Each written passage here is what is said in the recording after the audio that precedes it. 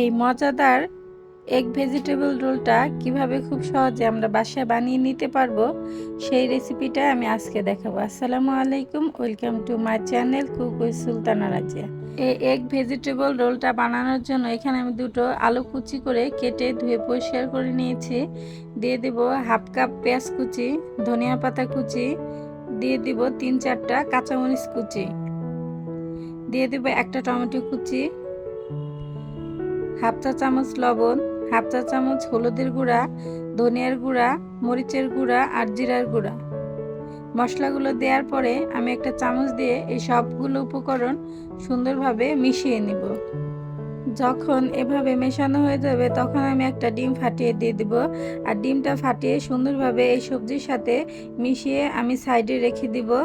আর এদিকে আমি একটা বাটিতে 2 কাপ ময়দা নিয়ে নিয়েছি, হাফ চা চামচ লবণ নিয়েছি। এখন আমি এই লবণ আর ময়দাটা সুন্দরভাবে মিশিয়ে নেব। মিশানো হয়ে গেলে রুম টেম্পারেচারে পানি দিয়ে আমি আস্তে আস্তে এই ময়দাটা মথে নিব। প্রথমে চামচ দিয়ে মিশিয়ে পরে হাত দিয়ে আমি সুন্দরভাবে এভাবে মথে নিব।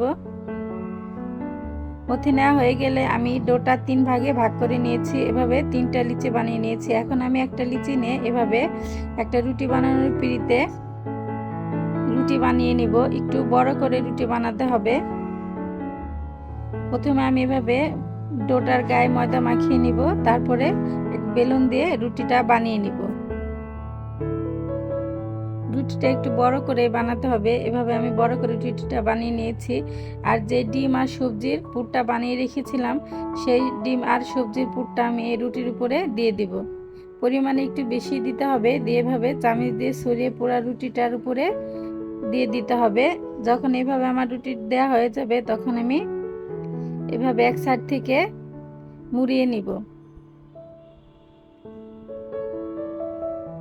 এভাবে আস্তে আস্তে আমি রুটিটা মুড়িয়ে নিব। এভাবে আমি আরো দুটো ডো বানিয়ে রেখেছিলাম, সেগুলো দিয়ে আমি এভাবে রোল বানিয়ে নিয়েছি। এখন আমি একটা স্ট্রেনারে তেল ব্রাশ করে নিয়েছি। এখন আমি রোলগুলা এই স্ট্রেনারে দিয়ে দিব।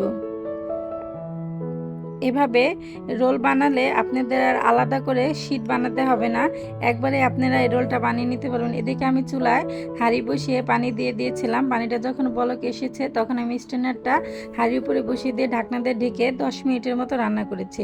10 মিনিট পরে আমার এই সবজির রোলটা সেদ্ধ হয়ে গেছে। এখন আমি এই সবজির রোলটা একটা প্লেটে নিয়ে ঠান্ডা করে নিব।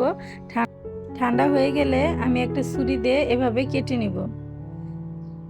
আমি একটা রোল 4টা ভাগ করেছি। আপনারা আপনাদের পছন্দ অনুযায়ী ছোট ছোট করে কেটে নিতে পারেন, কিন্তু আমি একটু বড় সাইজের এভাবে 4 টুকরো করে নিয়েছি। দেখেন ভিতরে কি সুন্দর, সবজিটা সেদ্ধ হয়ে গেছে আর দেখতে অনেক সুন্দর হয়েছে। এবার আমি প্রত্যেকটা রোল কেটে নিয়েছি।